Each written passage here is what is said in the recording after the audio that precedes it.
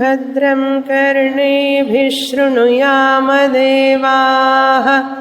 भद्रं पश्येमाक्षभिर्यजत्राः स्थिरैरङ्गैः स्तुष्ट्वागुंसस्तनूभिः व्यशेमदेवहितं यदायुः स्वस्ति न इन्द्रो वृद्धश्रवाः स्वस्ति नः पूषा विश्ववेदाः स्वस्ति नस्तार्क्ष्यो अरिष्टनेमिः स्वस्ति नो बृहस्पतिर्दधातु ॐ शान्ति शान्ति शान्तिः 17వ పేజీ 9వ మంత్రం సంవత్సరో వై ప్రజాపతిః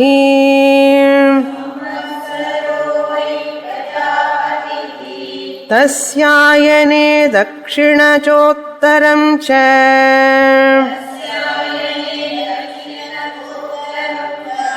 తద్యేహ వై తదిష్టాపూర్తే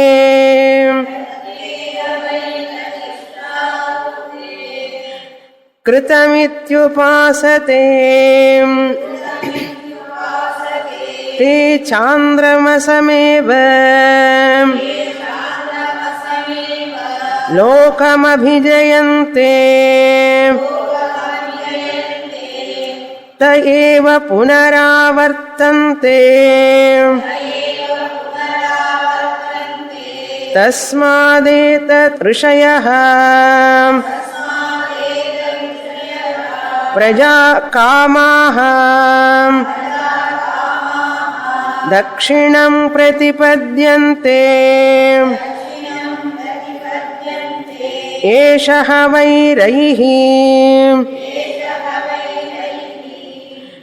యః పితృయాణః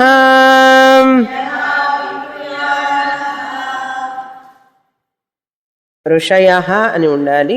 తర్వాత ప్రజాకామాః ప్రాదీర్ఘం ఉన్నది ప్రజాకామాః. ఈ ప్రశ్నోపనిషత్తు బ్రాహ్మణోపనిషత్తు అని, ముండకోపనిషత్తు మంత్రోపనిషత్తు రెండు కూడా అథర్వణ వేదానికి చెందినవి అని తెలుసుకున్నాం. మరి మంత్రభాగానికి బ్రాహ్మణ భాగానికి ఏమిటి భేదమని మనం తెలుసుకోవాలి. మంత్రభాగంలో చెప్పిన దానికే వ్యాఖ్యానం బ్రాహ్మణ భాగం. ముండకోపనిషత్తు చదివినప్పుడు మనకు ఇంకా ఏదైనా అర్థం కాకపోతే బ్రాహ్మణ భాగమైనటువంటి ప్రశ్నోపనిషత్తు చదివితే ఇంకా బాగా అర్థమవుతుంది. మేము ముండకోపనిషత్తు చెప్పినప్పుడు రాలేం కదండి, రాలేదు కదా అని ఎవరన్నా భావిస్తే వాళ్ళు ప్రశ్నోపనిషత్తు వింటే ముండకోపనిషత్తు విన్నట్లే. ఎందుకంటే దానికి ఇది వ్యాఖ్యానం కనుక చాలా మంత్రాలు మనకు కనెక్షన్ ఉంటుందన్నమాట అందులో ముండకోపనిషత్తుతో. ఈ ఉపనిషత్తులో కాత్యాయనుడు అడిగాడు ఈ సృష్టి ఎలా వచ్చింది అని. ఈ మనం చూసే ప్రజలందరూ కూడా మనుషులందరూ కూడా ఎలా పుట్టారు అని అడిగితే మనకు తెలిసింది వేరు. నేను మా అమ్మ నాన్న నుంచి పుట్టానండి, మా అమ్మగారు నాన్నగారి వలన పుట్టాను అంటాం మనం. అంతకంటే మనకు తెలియదు. అసలు మన అమ్మ నాన్న ఎట్లొచ్చారో తెలియదు మనకు. మన అమ్మ నాన్నలకు కూడా తెలియదు వాళ్ళు ఎలా వచ్చారో, వాళ్ళకే తెలియదు.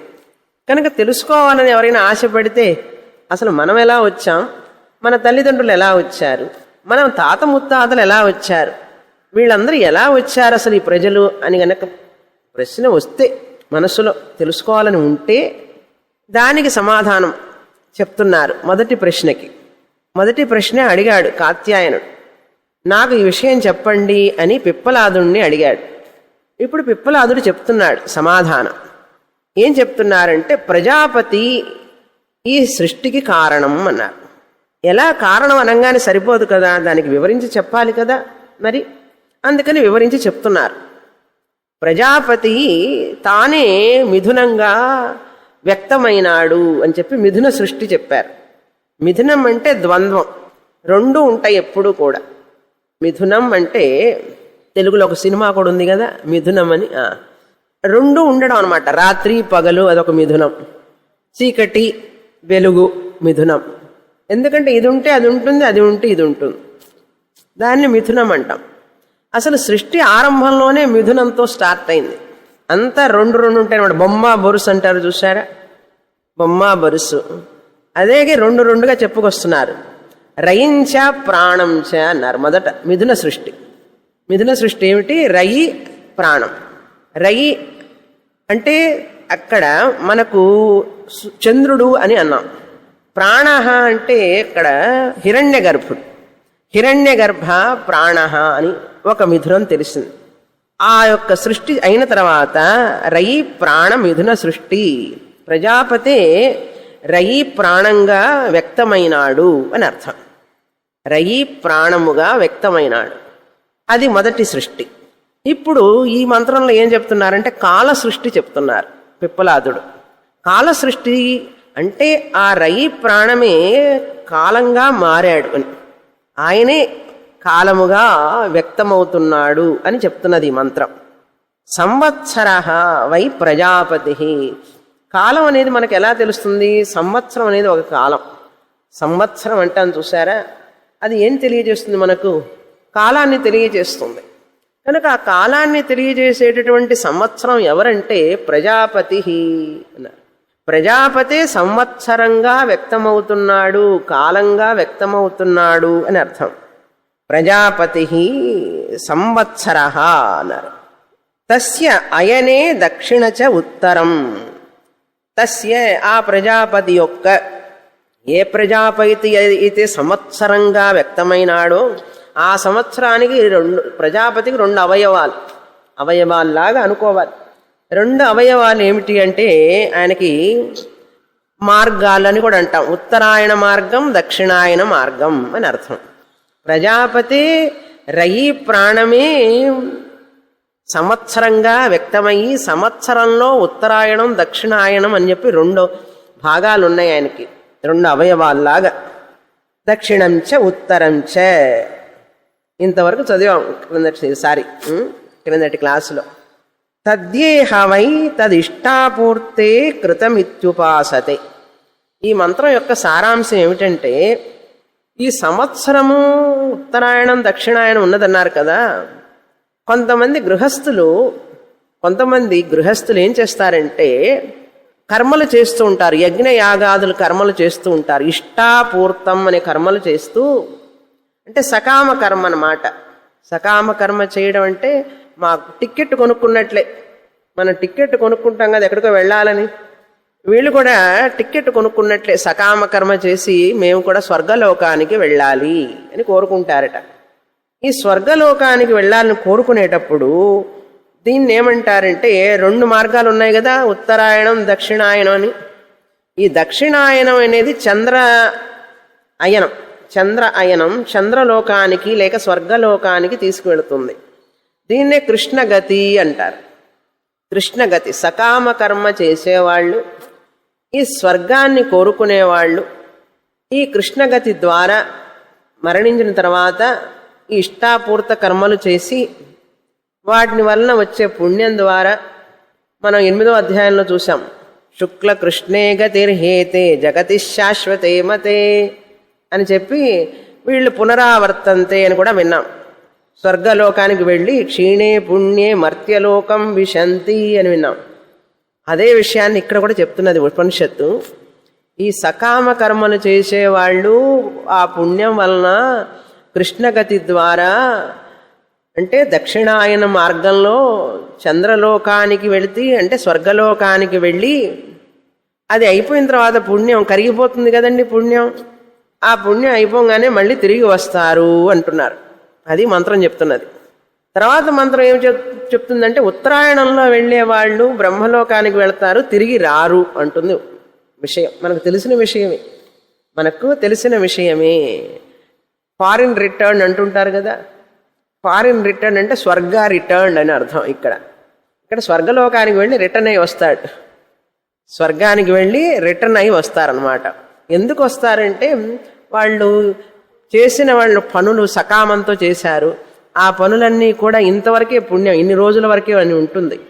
అది అయిపోగానే మరి పుణ్యం అయిపోగానే రావాలి కదా వెనక్కి, అందుకని వెనక్కి వచ్చేస్తారు. ఇప్పుడు మనకి ఇది చెప్పడం వల్ల ఏంటి ప్రయోజనం అంటే, ఈ సకామ కర్మలు చేయడం వలన దానికి పరిమితి ఉంటుంది, ఫలితం శాశ్వతం కాదు. అందుకని ఏం చెయ్యాలి? నిష్కామ కర్మ చెయ్యాలి, ఉపాసనతో కూడిన కర్మలు చెయ్యాలి. ఉపాసనతో కూడిన కర్మలు చేస్తే అంటే కర్మ ఉపాసన సముచ్చయం అంటారు. కర్మ ఉపాసన సముచ్చయం. సముచ్చయం అంటే కలపాలి. కర్మ చేసేటప్పుడు, పూజ చేసేటప్పుడు ముందు ధ్యానం చేయాలి. అందుకనే ప్రతిదానికి ధ్యాన శ్లోకం ఉంటుంది. నిదానంగా ధ్యానం చేసి ఉపాసన చేస్తూ ఆ కర్మను ఉపాసనగా మార్చుకోవాలి. మనం ఉపాసనతో కూడిన కర్మ చేస్తే ఏమవుతుందంటే బ్రహ్మలోకానికి వెళతారు. శుక్లగతి ద్వారా, శుక్ల మార్గం గుండా ఆ బ్రహ్మలోకానికి వెళతాడు. అది సూర్యలోకం. సూర్యలోకం అన్నా, ఆదిత్యలోకం అన్నా, బ్రహ్మలోకం అన్నా ఒకటే. అదేమో బ్రైట్గా ఉంటుంది, ప్రకాశంగా ఉంటుంది. కృష్ణ అంటే బ్లాక్, నలుపు. నల్లగా ఉంటుంది అంటే ఏమిటి? ధూమో రాత్రిస్తథా కృష్ణ. రాత్రి చీకటిగా ఉంటుంది, ధూమం కూడా చీకటిగా ఉంటుంది. కృష్ణ అంటే చీకటి కనుక వీళ్ళంతా చీకటి మార్గంలో పోతారు, వీళ్ళు వెలుగు మార్గంలో వెళతారు అని.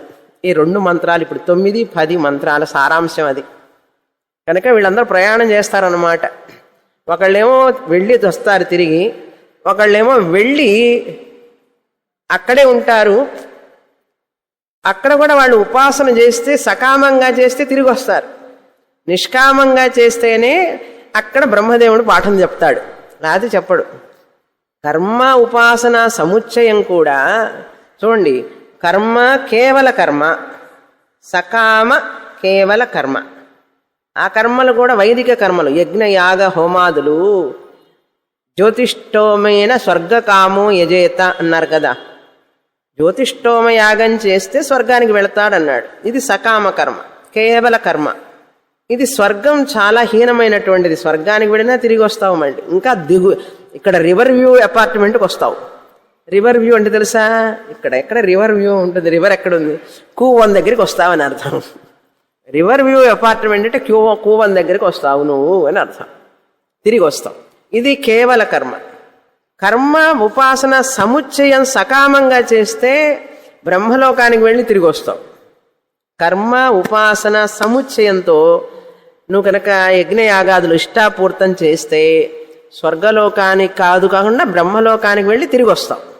అదే నిష్కామంగా చేస్తే, ఈ కర్మ ఉపాసన ఏమి ఆశించకుండా చేస్తే బ్రహ్మలోకానికి వెళ్ళి క్రమముక్తిని పొందుతావు. నిష్కామంగా చేస్తే అక్కడ క్రమముక్తిని పొందుతావు. లేదా ఈ జన్మలోనే చేసి క్లాసుకు వస్తే జీవన్ముక్తిని పొందుతావు. ఇదేమో గతి, గతి ఆగతి. ఇది గతి ఉన్నది కానీ శుక్ల గతి, మంచి గతే కానీ అక్కడ మళ్ళీ చాలా కష్టం, వెళ్ళడమే కష్టం. ఫస్ట్ ప్రాణాయామం చేయాలి, చాలా ఉపాసన చేయాలి. శ్వేతాశ్వతర ఉపనిషత్తులో విన్నాం, మీరు వినలేదనుకుంటా, మొన్న చెప్పాను.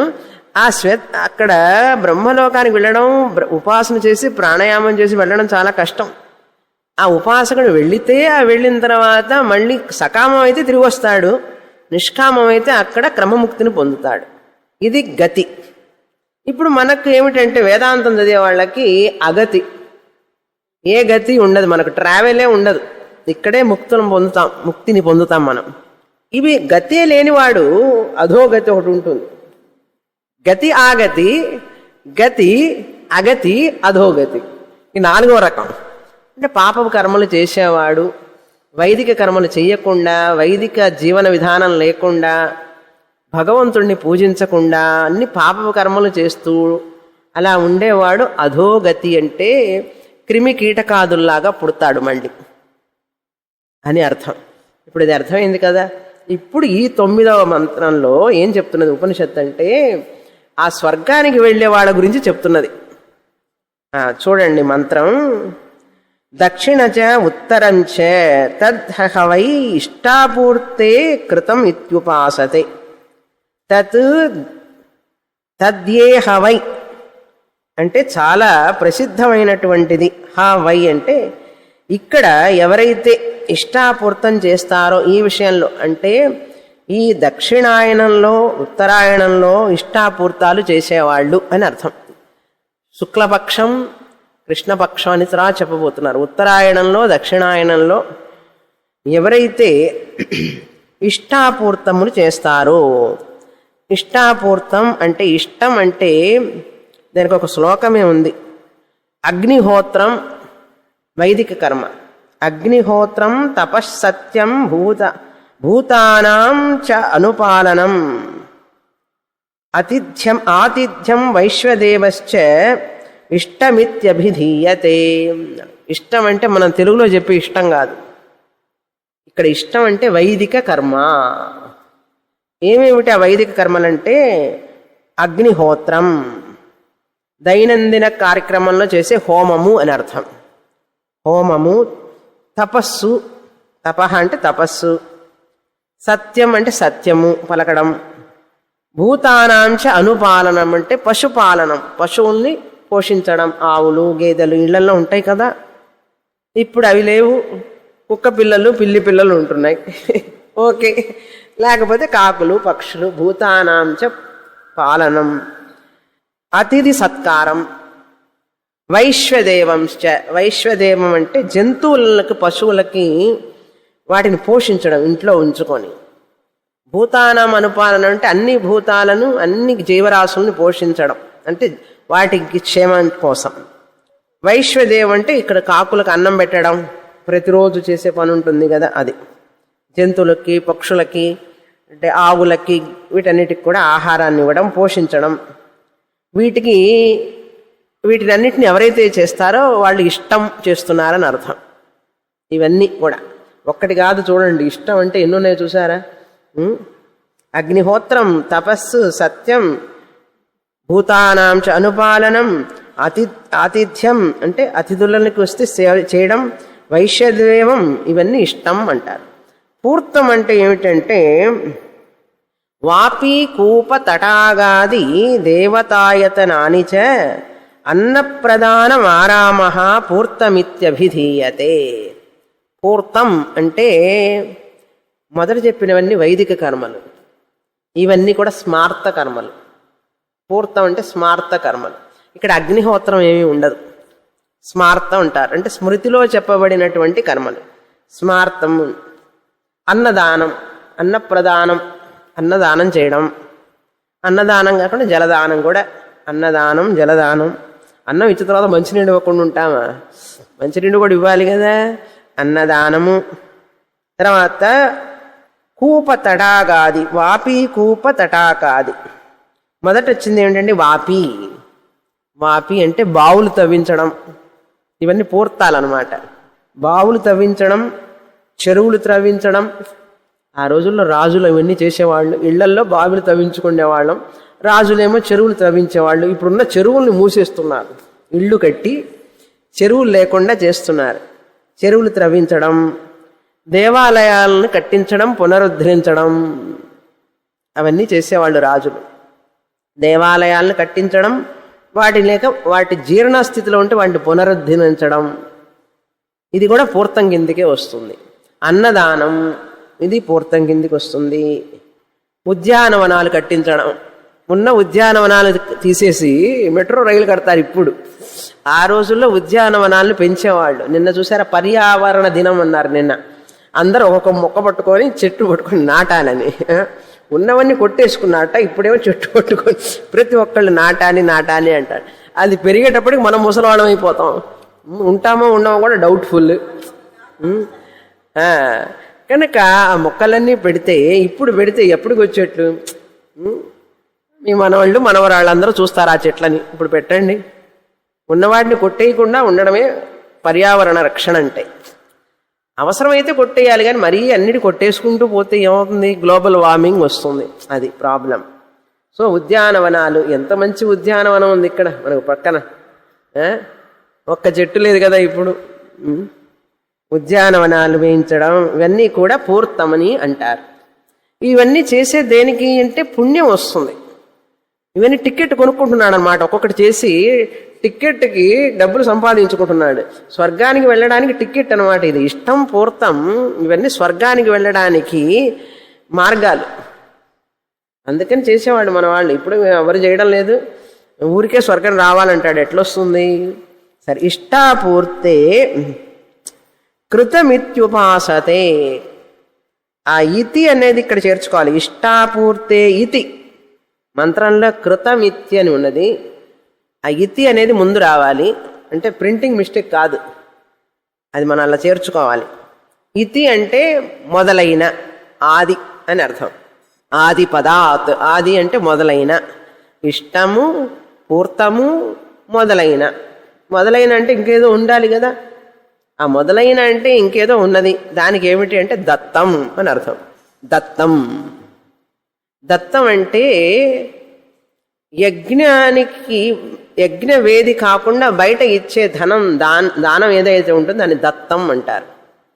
యజ్ఞానికి యజ్ఞవేదికి బయట ఇచ్చేటటువంటి దక్షిణని దానము, దక్షిణ అనరు దాన్ని. యజ్ఞవేదిలో ఇస్తేనేమో దక్షిణ అంటారు, బయట గనక ఇస్తే దాన్ని దత్తం అంటారు. అది తేడా. యజ్ఞ అంటే దత్తం అని, ఇతి అని దత్తం అని అర్థం చేసుకోవాలి. కృతం అంటే కార్యం అని అర్థం. కృతం అంటే ఇక్కడ కృతం ఉపాసతే అంటే చెయ్యడం అని అర్థం. చెయ్యబడుతున్నది, ఎవరి చేతనైతే చెయ్యబడుతున్నదో ఈ కార్యములన్నీ ఎవరైతే చేస్తారో, ఉపాసతే అంటే చెయ్యడం అని అర్థం. ఇక్కడ ఉపాసన అంటే ధ్యానం అని కాదు, ఉపాసనం అంటే పూజా ధ్యానం అని కాదు. ఎవరైతే చేస్తారో, కృతం ఉపాసతే, ఎవరైతే ఈ కార్యములన్నీ చేస్తారో, కృతం ఉపాసతే తే చాంద్రమసమేవ లోకం అభిజయంతే. తే అంటే వారు, ఏ ఇష్టాపూర్తములు చేస్తారో వారు, తే చాంద్రమసమేవ, చంద్రలోకం, చాంద్రమసం అంటే చంద్రలోకము అని అర్థం. అభిజయంతే వెళతారు, చంద్రలోకానికి వెళతారు. త ఏవ అని ఉన్నది. త అంటే ఇక్కడ తే ఏవ అని రాసుకోవాలి. సంధి వలన అక్కడ త అని ఉన్నది, కానీ విభజించి చదివేటప్పుడు తే ఏవ, వారే, ఎవరైతే ఇష్టాపూర్తములు చేసి స్వర్గలోకానికి, స్వర్గలోకం అన్నా చంద్రలోకం అన్నా ఒకటే, చంద్రలోకానికి లేక స్వర్గలోకానికి వెళతారో, తే ఏవ వాళ్ళే, పునరావర్తంతే మళ్ళీ తిరిగి వస్తారు. పునః ఆవర్తంతే, పునరావర్తంతే వెళ్ళి మళ్ళీ తిరిగి వస్తారు. మన వాళ్ళు 6 నెలలు పోయి వచ్చినట్లుగా మళ్ళీ 6 నెలలు దాటితే అక్కడ ఉండనివారు, తెలుసు కదా. ఎక్కడైనా ఫారిన్ కంట్రీకి వెళితే ఇంతకాలమే ఉండాలి, వాడు నిన్ను ఎక్కడున్నా పట్టుకుంటాడు. మళ్ళీ నెక్స్ట్ టైం వీళ్ళకు వీసారా ఇవ్వను కూడా ఇవ్వడు. అట్లనమాట. పునరావర్తంతే. తస్మాత్ ఏతే ఋషయః, తస్మాత్ కనుక, ఏతే ఋషయః, ఋషయః అంటే ఇక్కడ గృహస్థులైనటువంటి ఋషులు. ఋషతి జానాతి ఇది ఋషి, వీళ్ళకి తెలుసుట. ఏమి తెలుసు అంటే బ్రహ్మ ఆత్మజ్ఞానం కాదు. ఈ ఋషయః అనేకి ఏం తెలుసు అంటే ఇష్టాపూర్తాలు చేస్తే మనం స్వర్గలోకానికి వెళతాం, చంద్రలోకానికి వెళతాం అని చెప్పి వీళ్ళకి తెలుసు బాగా. అందుకని ఏం చేస్తారంటే ప్రజాకామాహ, గృహస్థులైనటువంటి ప్రజాకామాహ అంటే సంతానము పొందవలెనటువంటి కోరికతో ఉన్నవారు, సంతానార్థులు. ప్రజాకామాహ అంటే ప్రజ అంటే పిల్లలు, సంతానాన్ని కోరుకునేవారు. ఇక్కడ ప్రజాకామాహ అంటే మనకు ఏం చెప్తున్నది మంత్రం అంటే వీరు గృహస్థులు అని చెప్తున్నది. సన్యాసులు కాదు, బ్రహ్మచారులు కాదు, వానప్రస్థులు కాదు. మనకు గృహస్థులని తెలియజేయడం కోసం ప్రజాకామాహ అన్నది మంత్రం. ఋషయః ప్రజాకామాహ, సంతానాన్ని అర్థించేటటువంటి గృహస్థులైన వారు. సంతానాన్ని ఎవరండి అర్థిస్తారు, ఎవరు కోరుకుంటారు? 4 ఆశ్రమాల్లో సంతానాన్ని కోరుకునేవాడు ఒక్కడే, ఒక ఆశ్రమంలో ఉన్నవాడే గృహస్థుడు అని అర్థం. దీనివల్ల మనకు తెలుస్తుంది ఇప్పుడు ఋషయః, ప్రజాకామాహ ఋషయః అంటే గృహస్థులు అని అర్థం. దక్షిణం ప్రతిపద్యంతే, దక్షిణం అంటే దక్షిణ మార్గంలో, దక్షిణాయనంలో వెళతారు. ఏషః వై రహి యః పితృయాణః, ఏషః వై ఇదే, ఈ దక్షిణాయనమే, రైహి అంటే చంద్ర మార్గము, చంద్రలోకము. ఏషః రైహి పితృయాణః, దీన్నే పితృయాణం అని కూడా అంటారు. రైహి పితృయాణ, పితృయాణము దీన్నే పితృయాణం అని అంటారు. రైహి అంటే చంద్రలోకం, చంద్రమార్గం అని అంటారు అని అంటున్నారు. తర్వాత మంత్రం, దీనితో ఈ యొక్క కేవల కర్మ చేయడం వలన ఇది లభిస్తుందని చెప్పింది మంత్రం. పిప్పలాదుడు చెప్తున్నారు. తర్వాత మంత్రంలో ఏం చెప్పబోతున్నారంటే, ఇలా కాకుండా ఉపాసనతో గనక చేస్తే, ఉపాసన చేసేవారైతే ఎలా చేస్తారట వారు అని చెప్తున్నది నెక్స్ట్ మంత్రంలో చదువుతాం. 10వ మంత్రం 18వ పేజీ. అథోత్తరేణ తపసా బ్రహ్మచర్యేణ శ్రద్ధయా విద్యయా ఆత్మానం అన్విష్య ఆదిత్యమభిజయంతే ఏతద్వై ప్రాణానాం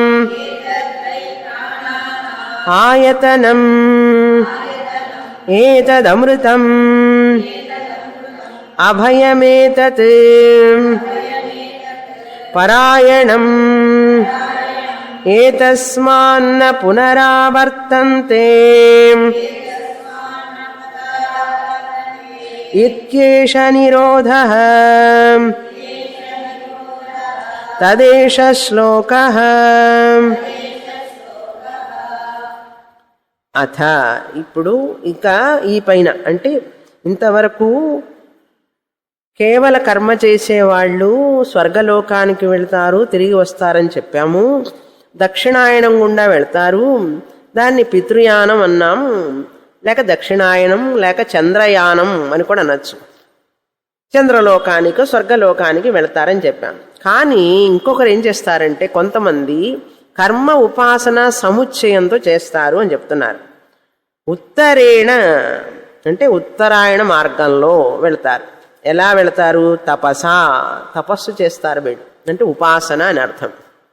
బ్రహ్మచర్యేణ, బ్రహ్మచర్యాన్ని పాటించి, శ్రద్ధయా, శ్రద్ధతో, విద్యయా, ఉపాసన చేస్తూ, తపస అంటే చాలా క్రమశిక్షణతో కఠినమైనటువంటి నియమాలను పాటించడం తపస్సు. తెలుగులో చెప్పాలంటే తపస్సు అంటే కఠినమైనటువంటి చాలా కష్టమైనటువంటి నియమాలు, శారీరకంగా పీడించుకోవడం అన్నమాట. పీడన, శరీరానికి కష్టం కలుగుతుంది, శరీరానికి చాలా సుఖాన్ని కోరుకోకుండా, శారీరక సుఖాన్ని కోరుకోకుండా నేల మీదనే పడుకుంటారు. చూసారా, కొంతమంది దిండు కూడా పెట్టుకోకుండా నేల మీద పడుకుంటారు. చాలామందికి నేల మీద పడుకుంటే నిద్ర రాదు, కానీ వాళ్ళకి అదొక నియమం, నేల మీదనే పడుకోవాలని. అది తపస్సే. మరి చెప్పులు లేకుండా నడవాలి, తపస్సే కదా, అది పీడనే కదా శరీరానికి. అదొక తపస్సుగా భావిస్తారు వాళ్ళు. ఉపవాసం ఉండడం, ఆకలితో అలమణించిపోతూ ఉంటే ఉపవాసం అంటే తపస్సు అండి అంటాడు. నియమం అన్నమాట. తపసా బ్రహ్మచర్యేణ శ్రద్ధయా విద్యయా, ఉపాసన ద్వారా ఆత్మానం అన్విష్య, ఆత్మను అంటే అన్వేషణ చేస్తూ, అన్వేష్య ఆత్మానం అన్విష్య ఆదిత్యం అభిజయంతే, ఆదిత్యలోకమునకు వెళతారు. ఇక్కడ ఆదిత్యలోకమన్నా బ్రహ్మలోకమన్నా సత్యలోకమన్నా ఒకటే. ఆదిత్యం అభిజయంతే అంటే బ్రహ్మలోకానికి వెళతారు. ఇప్పుడు ఇది శుక్లగతి అనమాట. క్రింద చెప్పింది ఏమిటి? కృష్ణగతి. దీన్నేమో శుక్లగతి అంటారు. కృష్ణగతి అంటే భగవద్గీతలో వచ్చే కృష్ణుడికి దీనికి సంబంధం ఏం లేదు. ఆయనకి ఎందుకు కృష్ణుడు అంటే ఆయన కూడా నల్లగా ఉంటాడట, అందువల్ల కృష్ణుడు. ఏమిటో అందరూ నల్లగానే ఉంటారు. సరే, ఇక్కడ కృష్ణ అంటే నలుపు అని అన్నాం మనం ఇందాక, కృష్ణగతి. ఇక్కడ శుక్లగతి అంటే వైట్ అనమాట. శుక్లం అంటే వైట్, తెల్లగా ఉంటుంది, ప్రకాశంగా ఉంటుంది, అటువంటి గతి. కనుక ముండకోపనిషత్తు 1, 2, 11 దీనికి రిఫరెన్స్ చెప్పాను కదా. ముండకోపనిషత్తు మంత్రోపనిషత్తు అని. తపశ్రద్ధేయే ఉపవసంత్యరణ్యే శాంతో విద్వాంసో భైక్షచర్యాం చరంతః, అది చెప్తుందన్నమాట మంత్రం. తే సూర్యద్వారేణ విరజా ప్రయాంతి యత్రామృతో పురుషో అవ్యయాత్మ అని ఆ మంత్రానికి వ్యాఖ్యానం ఇది. 1, 2, 11 మంత్రానికి 1, 2, 11 ముండక దానికి వ్యాఖ్యానం. ఆదిత్యం అభిజయంతే, ఆదిత్యం అంటే బ్రహ్మలోకానికి వెళతారు. ఏతద్వై ప్రాణానాం ఆయతనం, ఇదే ప్రాణులందరికీ, అంటే ప్రాణానాం అంటే శక్తి, ప్రాణిశక్తి ఉండడానికి ఆయతనం అన్నారు. అంటే సూర్యుడే కదా మన ప్రాణశక్తికి ఆయతనం, ఆధారం. సూర్యుడు లేకపోతే మనం ఉండగలమా? ఎంత అనారోగ్యం వస్తుంది మనకు. కనుక ప్రాణానాం ఆయతనం అంటే ఏ సూర్యలోకం, ఏ ఆదిత్యుడైతే ప్రాణులందరికీ శక్తినిస్తున్నాడో వాళ్ళ జీవనానికి ఆధారమై ఉన్నాడో అని అర్థం. ప్రాణానాం ఆయతనం ఏతద్వై, ఏతద్వై అంటే ఇదే కదా, ఈ సూర్యలోకమే కదా, ఈ ఆదిత్యుడే కదా, అంటే ఈ బ్రహ్మలోకమే కదా అని అర్థం. ఎందుకు చెప్పారంటే సూర్యద్వారేణ విరజా ప్రయాంతి అన్నాం కదా. సూర్యద్వారంలో వెళ్తున్నామంటే సూర్యుడు ఉండే రాజ్యం వెళ్ళేటటువంటి చోటు కదా అది, అంతా సూర్యుడి వల్లనే కదా. అంటే ఈ సూర్యుడే కదా ప్రాణులందరికీ ఆధారం. ఆయతనం అంటే ఆధారం, శక్తినిచ్చేవాడు. అంతేకాదు ఏతదమృతం, ఏతదమృతం అంటే ఈ యొక్క ఆదిత్యలోకం లేక సూర్యలోకం లేక సత్యలోకం ఇదే అమృతం. అమృతం అంటే అక్కడికి వెళ్ళిన తర్వాత జ్ఞానాన్ని పొంది మోక్షాన్ని పొందుతాడు. అక్కడ బ్రహ్మ పాఠం చెప్తాడు, ఇదే ప్రశ్నోపనిషత్తు అక్కడ చదువుతాడు. ఇక్కడ చదివితే లోకల్గా చదవడు, అక్కడికి వెళ్ళి చదువుతాడు. అది నిష్కామంగా చేస్తేనే, లేకపోతే పాఠం ఉండదు, ఏముండదు. అక్కడికి పోయి కాసి రోజులు నుండి వచ్చేస్తాడు. నిష్కామంగా ఉపాసన కర్మలు చేస్తేనే అక్కడికి వెళ్ళి పాఠం విని అక్కడ మోక్షాన్ని పొందుతాడు, క్రమముక్తిని పొందుతాడు. అది అమృతం అంటే. అక్కడ అమృతం అంటే ఏమిటి? మోక్షాన్ని పొందుతాడు కానీ క్రమముక్తిని పొందుతాడు. అభయమేతత్, అక్కడగా అభయాన్ని, భయం లేని స్థితి అన్నమాట. అక్కడ ఆకలి దప్పికలు ఉండవు, దోమలు ఉండవు, వేడి ఉండదు, ఏప్రిల్ మంత్ ఇట్లా బాధలు ఉండవు, హాయిగా ఉంటుంది. అభయం, భయం లేకుండా ఉంటాడు. పరాయణం, పరాయణం అంటే అదే గమ్యం అని అర్థం. పరాయణం లక్ష్యం, గమ్యం. ఏతస్మాత్ పునరావర్తంతే, అక్కడి నుంచి మళ్ళీ వాళ్ళు తిరిగి రారు. ఏతస్మాత్ అంటే ఈ బ్రహ్మలోకం నుండి, ఏ ఆదిత్యలోకం లేక బ్రహ్మలోకానికి వెళ్ళారో దాని నుండి తిరిగి రారు. ఇది ఏషః నిరోధః తత్ ఏషః శ్లోకః. కానీ క్రిందటి మంత్రంలో చెప్పబడినటువంటి ఎవరైతే సకామంతో కర్మలు చేస్తారో వాళ్ళందరికీ నిరోధః, అడ్డుకట్టనమాట. మీరందరూ రావడానికి వీల్లేదు అంటుంది అక్కడికి పోగానే. మేము కూడా వస్తాం బ్రహ్మలోకానికి అంటే నువ్వు రావడానికి వీల్లేదు. ఎందుకంటే నువ్వు సకామంగా చేశావుగా, ఉపాసనతో చేయలేదు కదా. అవే కర్మలు ఉపాసనతో చేస్తే, ప్రాపంచికమైనటువంటి సుఖం కోరుకోకుండా భగవద్భక్తితో చేస్తే ఇక్కడ సూర్యద్వారంలో వెళ్ళొచ్చు. ఉత్తరాయణం సూర్యద్వారేణ బ్రహ్మలోకానికి వెళ్ళి అమృతత్వాన్ని, అభయాన్ని పొందొచ్చు. వీళ్ళందరికీ ఇక్కడ డోర్ మూసేసి ఉంటుంది సకామంగా చేసేవాళ్ళు. సకామంగా చేస్తే ఎంత నష్టమో చెప్తున్నారు ఇప్పుడు. కానీ 99.99% ఆఫ్ పీపుల్ సకామంతోనే చేస్తారు కదా. నాకు అది కావాలి, ఇది కావాలి, కారు కావాలి, ఇల్లు కావాలి, పిల్లలు కావాలి, ఇవే కావాలి, కానీ ఉపాసన ఉండదు, ధ్యానం చెయ్యరు, కర్మ మాత్రమే చేస్తారు. కానీ ధ్యానం చేయమంటే అక్కడికి వచ్చేటప్పటికి బిజీ బిజీ అంటాడు, వెళ్ళిపోతాడు. కొంచెంసేపు ధ్యానం చేయొచ్చు కదా, చెయ్యరు. అందువల్ల వాళ్ళు కృష్ణగతిలోనే వెళ్తారు, దుఃఖపడతారన్నమాట. రాత్రిపూట ప్రయాణం ఈజీయా, పగటిపూట ప్రయాణం ఈజీయా? పగటిపూట ప్రయాణం ఈజీ, రాత్రిపూట అయితే అన్ని కష్టమే కదా. ఈ కృష్ణ మార్గంలో వెళ్ళడానికి అన్ని కష్టాలే. అందుకని మామూలు మనుషులందరూ చూసారు ఎంత కష్టపడుతుంటారో. కేవల కర్మను చేసే వాళ్ళందరూ కూడా దుఃఖపడుతుంటారు.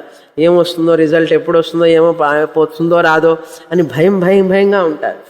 ఉపాసన చేసేవాళ్ళకి ఆ భయం లేదు, ఎందుకంటే గ్యారెంటీ.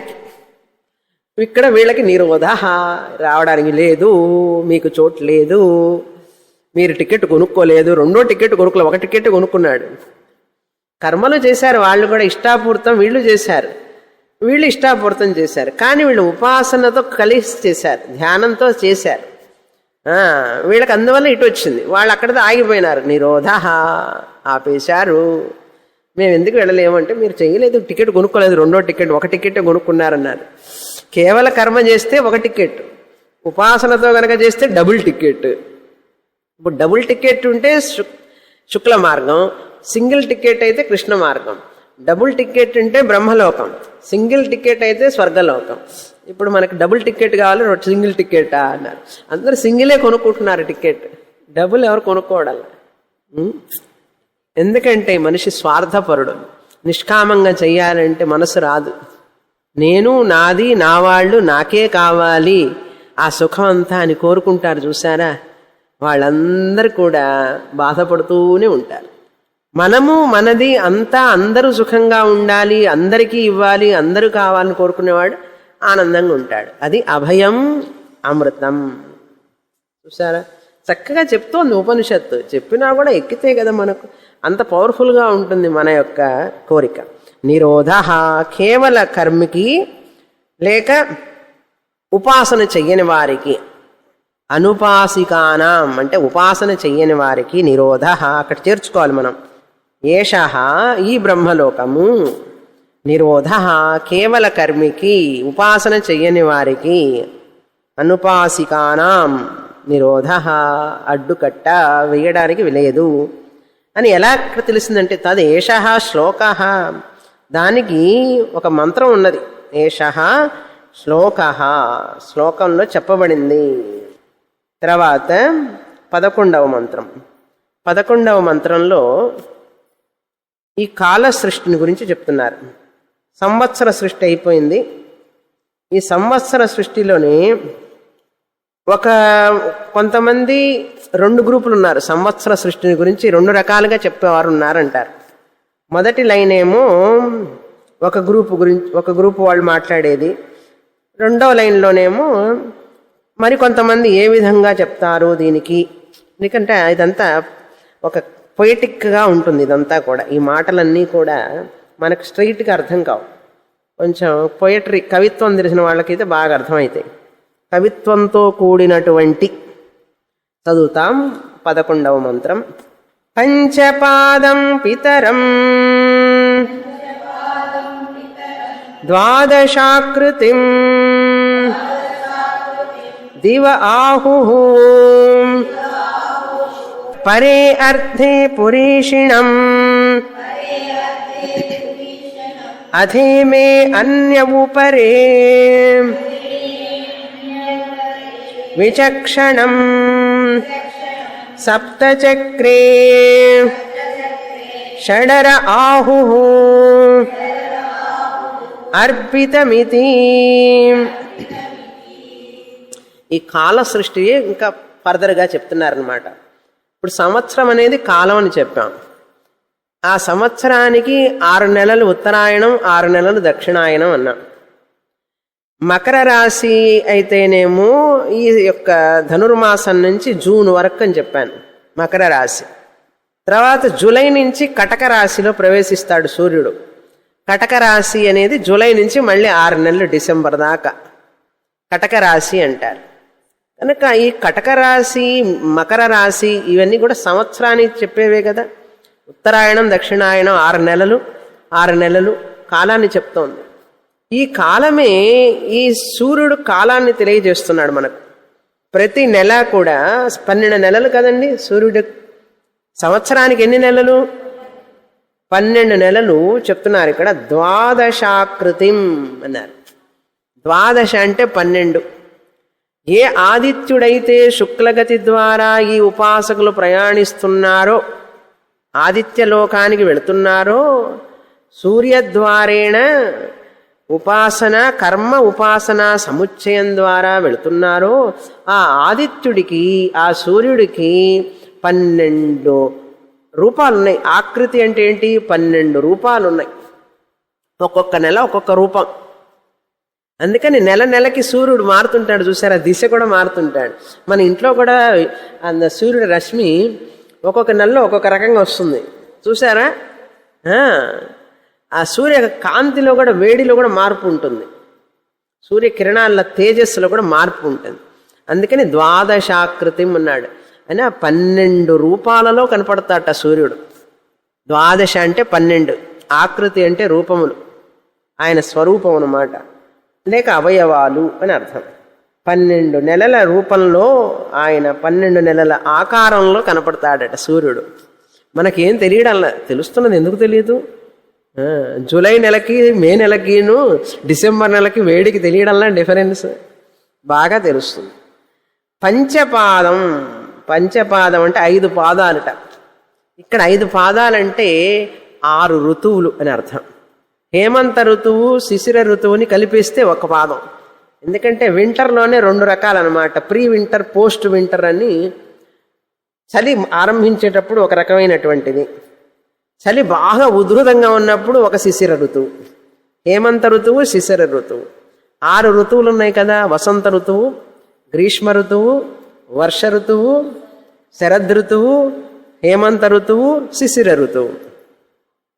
ఇప్పుడు మనం ఏ ఋతువులో ఉన్నాం? గ్రీష్మ ఋతువులో ఉన్నాం.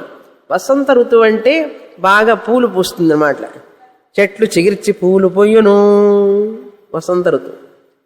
ఎండలు మెండుగా కాయును, గ్రీష్మ ఋతువు, ఎండాకాలం. వర్షములు కురియును, వర్ష ఋతువు. వసంత ఋతువు, గ్రీష్మ ఋతువు, వర్ష ఋతువు. తర్వాత ఒక్కొక్క ఋతువు 2 నెలలు ఉంటుంది. 6 ఋతువులు, 6 2 12. క్యాలిక్యులేటర్ కావాలా? అక్కర్లేదు. ఓకే, వసంత ఋతువు, గ్రీష్మ ఋతువు, వర్ష ఋతువు. తర్వాత శరద్ ఋతువు.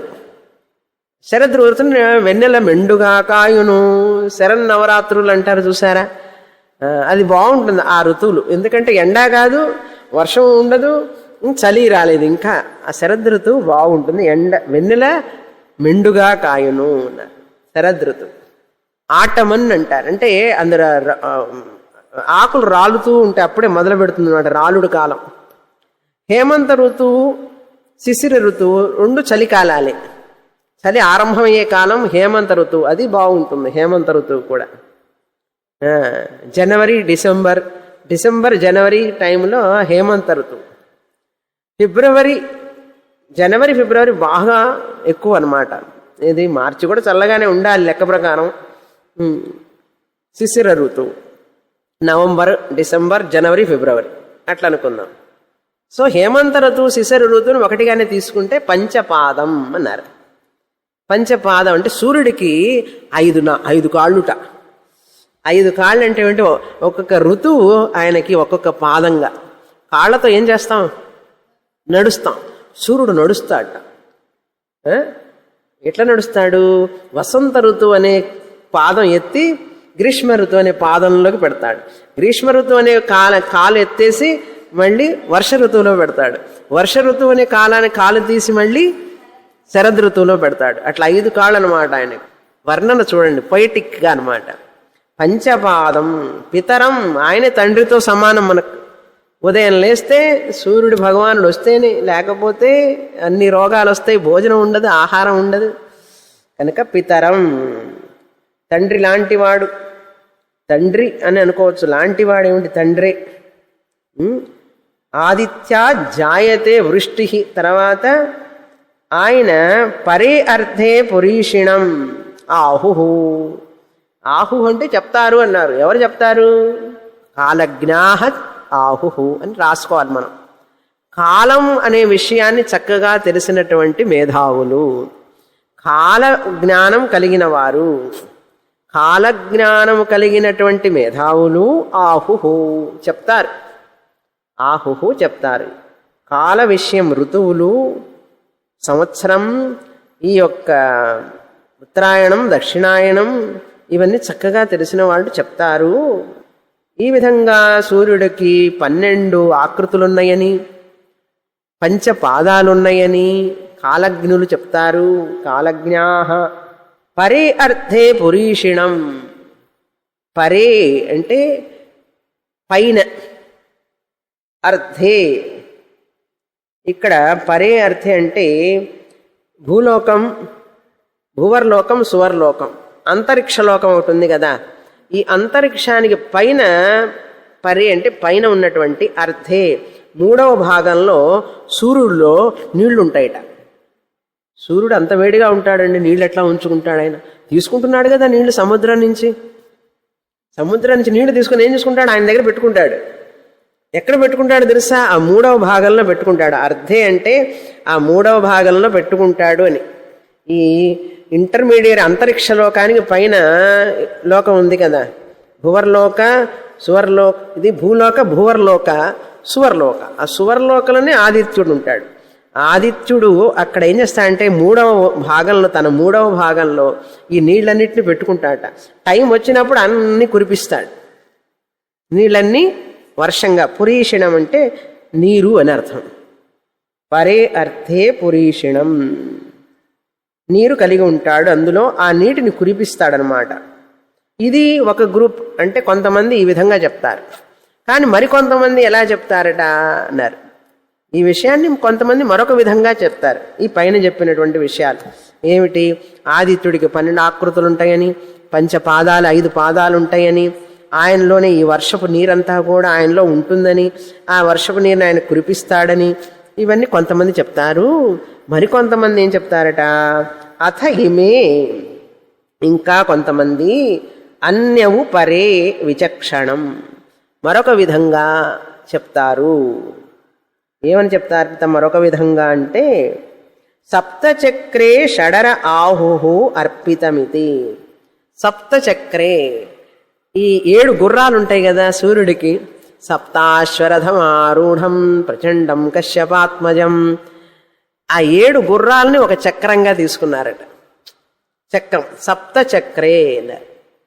ఆ 7 గుర్రాలు చక్రంగా మనకు తెలియజేస్తుంది అన్నమాట.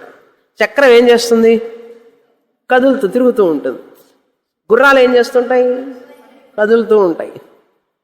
ఆ సప్త చక్రే అంటే ఆ 7 గుర్రాలు అన్నమాట. ఆ 7 గుర్రాలని 7 రంగులుగా చెప్తారు. 7 గుర్రాలని 7 రంగులుగా చెప్తారనమాట కొంతమంది. అలానూ చెప్పవచ్చు, లేకపోతే 7 రోజులుగాను చెప్తారు.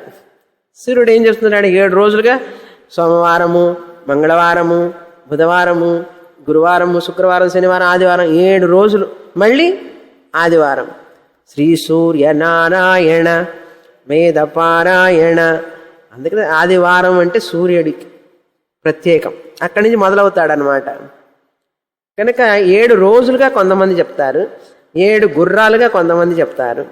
అది చక్రంగా తీసుకుని అర్థమైందిగా. 7 రంగులు ఉన్నాయి కదా, 7 రంగులు. విబ్జిఆర్ అంటారు చూసారా, ఇంద్రధనస్సు. ఆయనలో నుంచి 7 రంగులు వస్తున్నాయా లేదా? ఇవన్నీ అప్పుడే చెప్పింది ఉపనిషత్తు. మనం ఏంది ఇప్పుడు కనుక్కుంటున్నారు సైంటిస్టులు అంటారు. సప్త చక్రే అన్నారు.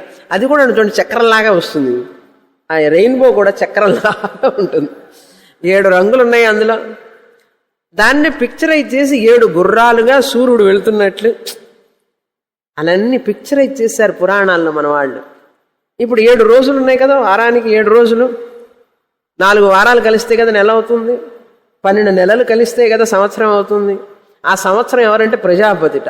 చివరికి ఆ ప్రజాపతి సంవత్సరంగా, నెలలుగా, వారాలుగా, రోజులుగా, తిథులుగా అన్నీ ఇంకా వస్తుందన్నమాట. ఇంకా కాలే, ఇంకా ఉంది చూడండి. అందుకని వారము, తిథి, నక్షత్రం, నెల, సంవత్సరం ఇవన్నీ కూడా మనం అన్నీ కూడా పవిత్రంగా చూస్తాం. ఎందుకంటే ఆ ప్రజాపతి, భగవంతుడు ప్రజాపతిగా ఈ సృష్టిని చేశాడు. ప్రజాపతి మిథునంగా మారి ఇట్లా ఉత్తరాయణం, దక్షిణాయనం, శుక్లగతి, కృష్ణగతి ఇలా వస్తున్నాడు అనమాట. అక్కడ సూర్యుడికి సప్త చక్రే అన్నారు. ఇప్పుడు చక్రంలో మధ్యలో కడ్డీలు ఉంటాయి కదా, ఉంటాయి కదా. ఈ ఋతువులన్నీ ఆ కడ్డీలు లాంటివిట, కమ్మీలు అంటారు చూసారా. చక్రానికి మధ్యలో హబ్ ఉంటుంది, హబ్బుకు ఒక్కొక్క కమ్మీ ఉంటుంది, లేకపోతే చక్రం నిలవదు.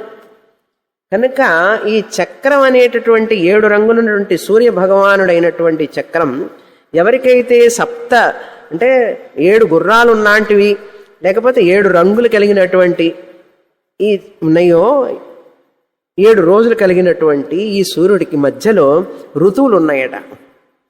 ఆ ఋతువుల్ని ఈ చక్రంలో చూస్తున్నారు. అందుకని మహాభారతంలో మహాభారత్ అన్నప్పుడు ఏమొస్తుంది తెలుసా? చక్రం వస్తుంది. ఆ చక్రానికి మహాభారతానికి ఏంటి సంబంధం? కాలచక్రం. అందుకని కాలచక్రం చూసారా? ఆ కాలచక్రాన్ని దేన్ని తెలియజేస్తుంది? సంవత్సరం. ఇది సంవత్సరం అయిపోయింది, మళ్ళీ ఒక సంవత్సరం వస్తుంది. సంవత్సరం వస్తుంది. ఆ సంవత్సరానికి మధ్యలో ఏమున్నాయి? ఋతువులు ఉన్నాయి.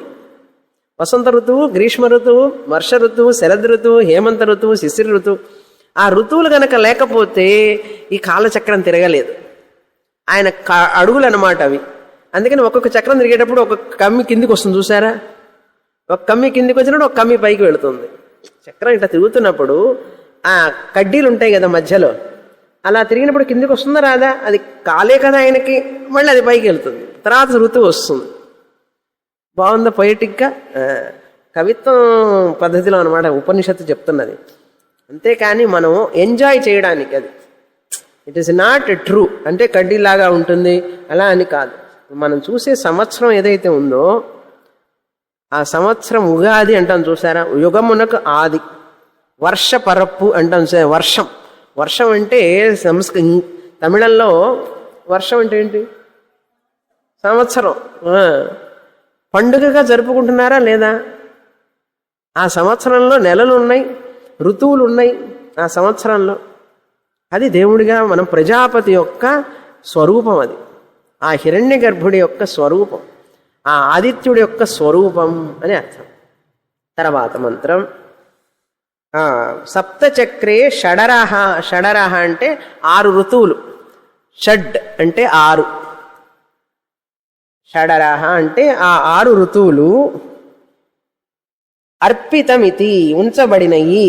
ఆ 6 ఋతువులు ఈ 7 గుర్రాలు అనేటువంటి చక్రమునందు ఉంచబడినయి అన్నారు. ఈ 7 రంగుల యందు లేక 7 రోజుల యందు ఉంచబడినయి అన్నారు. అర్పితం అంటే ఉంచబడినయి అని అర్థం. కనుక ఆదిత్యాత్ జాయతే వృష్టి అని స్మృతిలో చెప్పబడింది. ఆదిత్యుడి నుంచే ఈ యొక్క వర్షం వస్తుంది అని చెప్పబడింది. తర్వాత మంత్రం.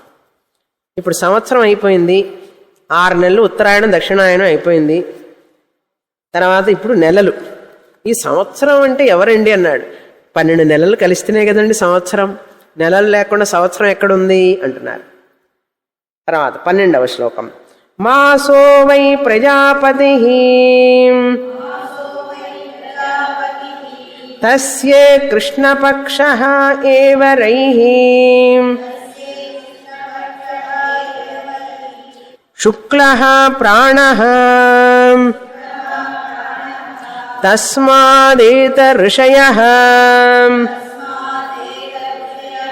శుక్ల ఇష్టం కుర్వంతి ఇతరస్మిన్. ఇప్పుడు సంవత్సరమే ప్రజాపతి అన్నాం. ప్రజాపతి సంవత్సరంగా వ్యక్తమైనాడు అన్నాం. ఇప్పుడు సంవత్సరంలో ఏమున్నాయంటే 12 నెలలు ఉన్నాయి. కనుక ఆ నెలలు కూడా ప్రజాపతే కదా. నెలలన్నీ కలిపితే సంవత్సరం. కనుక ప్రజాపతే నెలలు అనొచ్చు. మాసోహ వై ప్రజాపతి. ప్రజాపతి అంటే భగవంతుడు అని అర్థం. ఆ పరమాత్ముడు, ఆ భగవంతుడు మాస సృష్టి కూడా చేశాడు. సంవత్సరాన్ని సృష్టించి మిథున సృష్టి, లోక సృష్టి, కాల సృష్టి. కాల సృష్టిలో సంవత్సర సృష్టి, మాస సృష్టి. నెలల్ని సృష్టించాడు. ఈ నెల కూడా చంద్రుడి మీద ఆధారపడి ఉంటుంది. నెలలు సంవత్సరం సూర్యుడి మీద ఆధారపడి ఉంటే నెలలు చంద్రుడి మీద ఆధారపడి ఉంటాయట.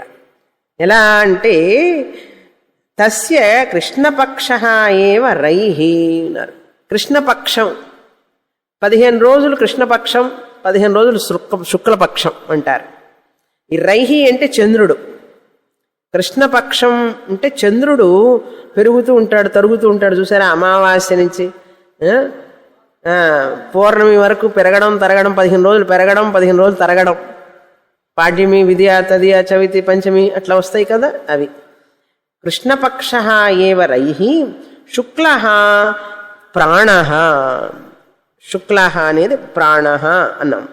అంటే 15 రోజులు ప్రాణః.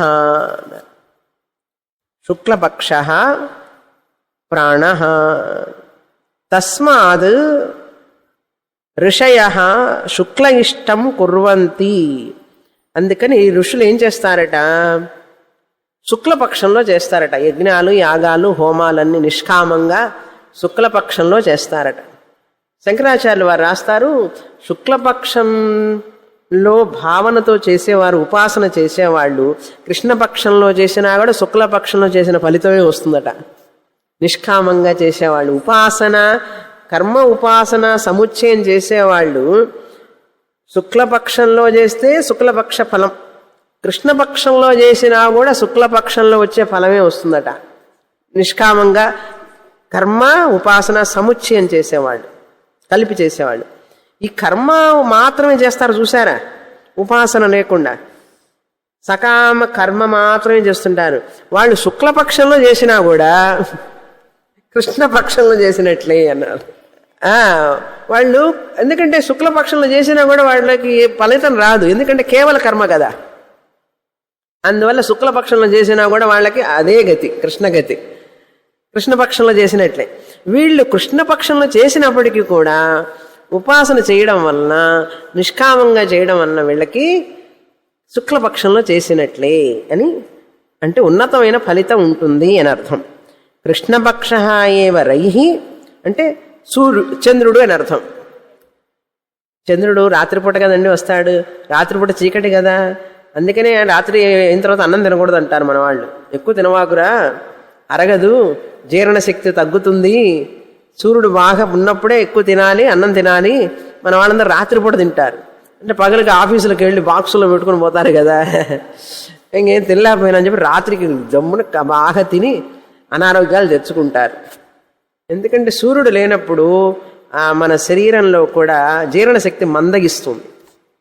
అందుకని జైన్లు వీళ్ళందరూ చూడండి, 6 తర్వాత తినరు వాళ్ళు, 6-5 లోపలే తింటారు చాలామంది, తర్వాత తినరు. తర్వాత తింటే మందం చేస్తుంది, అనారోగ్యం వస్తుంది.